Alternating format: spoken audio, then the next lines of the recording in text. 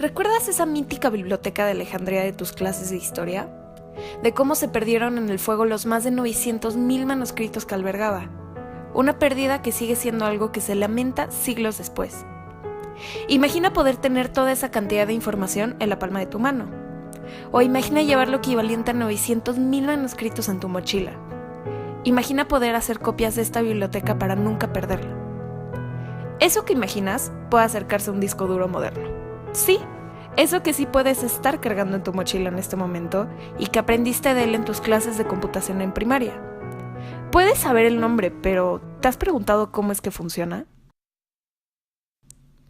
En este video te presentaremos las bases para entender cómo funciona un disco duro moderno.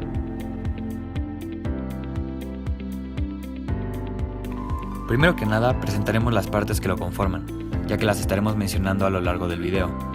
La parte principal de un disco duro son los discos donde se almacena la información.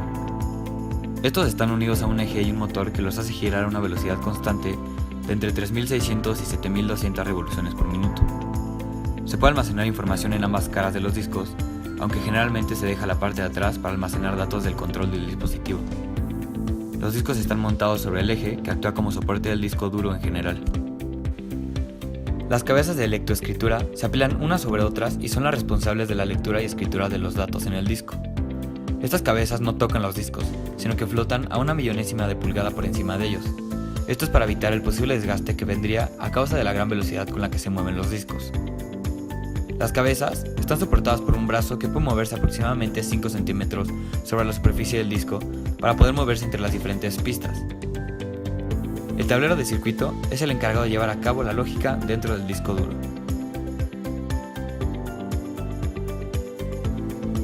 Ahora que ya sabes las partes del disco, entremos al tema de la escritura y lectura de datos. Como ya mencionamos, los discos están girando a una gran velocidad y están apilados unos sobre otros. Cada uno está cubierto con una película microscópica de granos de metal magnetizados, donde se crea una superficie magnetizada.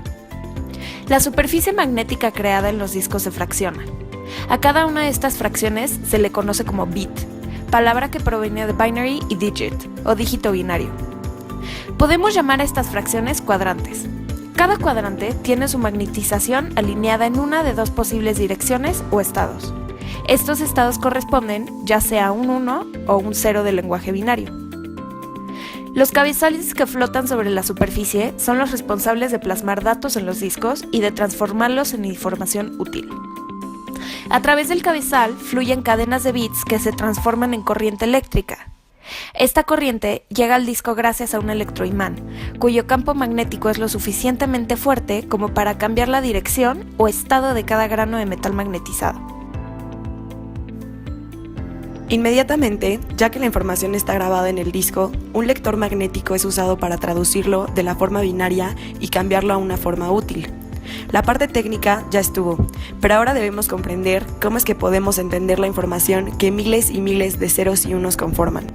Debemos tomar una palabra clave para poder relacionarnos con dos números: el lenguaje. El lenguaje binario empieza a cobrar vida en el momento en que lo empezamos a leer como un nuevo idioma, una serie de símbolos que poco a poco empiezan a tener sentido y nos hablan. Llevamos años escuchando sobre el lenguaje binario. Para empezar a entender un lenguaje, debemos entender su abecedario. En el lenguaje binario, cada letra se representa con un byte, u 8 bits. Estos son 8 celdas donde se modula qué número está representado o bien qué letra y si es mayúscula o minúscula. Ceros y unos, ceros y unos, ceros y más ceros y más unos y más unos.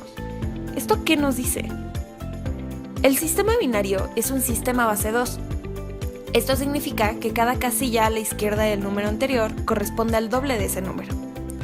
Para escribir, por ejemplo, un 8, debemos colocar un 1 en el valor correspondiente y ceros donde no queremos que las casillas sean tomadas en cuenta.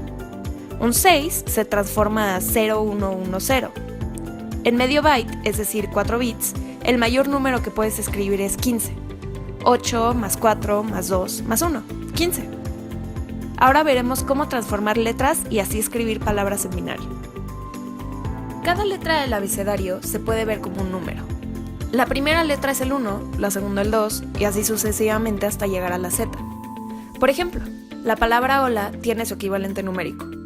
La H es el octavo valor del abecedario, la O es el 15avo, la L el 12avo y la A el primero. Para poder escribir el número 8, vamos a la tabla de la que hablamos anteriormente. Podemos ver claramente que se puede escribir poniendo un 1, 0, 0 y 0 en estas casillas. Repetimos con el 15, que se hace 1111, el 12, que es 1100, y la letra A, que se queda como un 1.